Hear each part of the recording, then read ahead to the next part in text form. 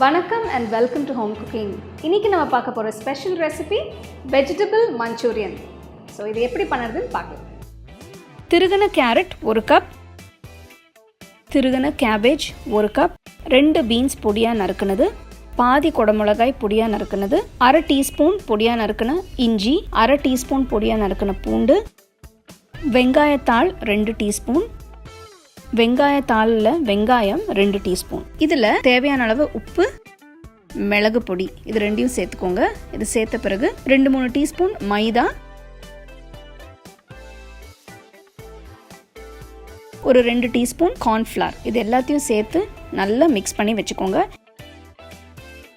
So இது எல்லாமே நல்லா மிக்ஸ் பண்ண பிறகு கொஞ்சம் கொஞ்சமாக எடுத்து உங்கள் கையில் நல்லா உருட்டி சின்ன சின்ன இந்த மஞ்சூரியன் பால்ஸ் அந்த சைஸில் உங்களுக்கு தேவையான சைஸில் உருட்டி வச்சுக்கோங்க.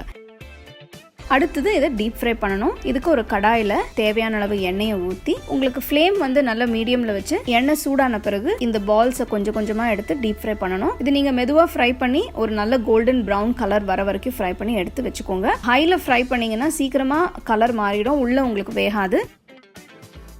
அடுத்து நம்ம சாஸ் பண்ண போகிறோம். இதுக்கு ஒரு பேனில் கொஞ்சம் எண்ணெய் எடுத்து பொடியாக நறுக்கின பூண்டு, பொடியாக நறுக்கின இஞ்சி, வெங்காயத்தாளில் வெங்காயம் பொடியாக நறுக்கி போட்டுக்கோங்க.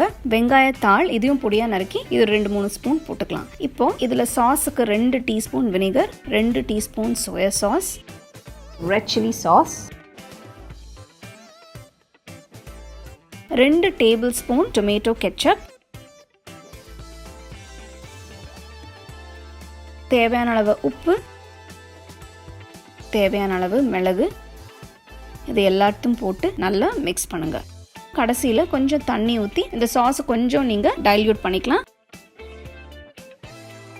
இந்த சாஸ் ரெடியான பிறகு இந்த ஃப்ரை பண்ண மஞ்சூரியன் பால்ஸ் எல்லாத்தையும் அதில் போட்டு நல்லா மிக்ஸ் பண்ணிடுங்க.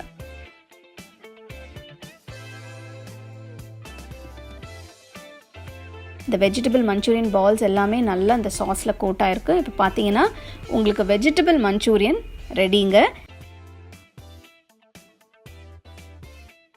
வெஜிடபிள் மஞ்சூரியன் எப்படி செய்கிறதுன்னு பார்த்தோம். இது ட்ரை மஞ்சூரியன், ஸோ நீங்கள் இது அப்படியே ஸ்டார்டர் மாதிரி சாப்பிட்லாம். ஸோ இந்த ரெசிபி நீங்கள் கண்டிப்பாக ட்ரை பண்ணி ருசிச்சு சாப்பிடலாம். You can get a copy of our first edition of the home cooking book on Amazon and 21 Frames.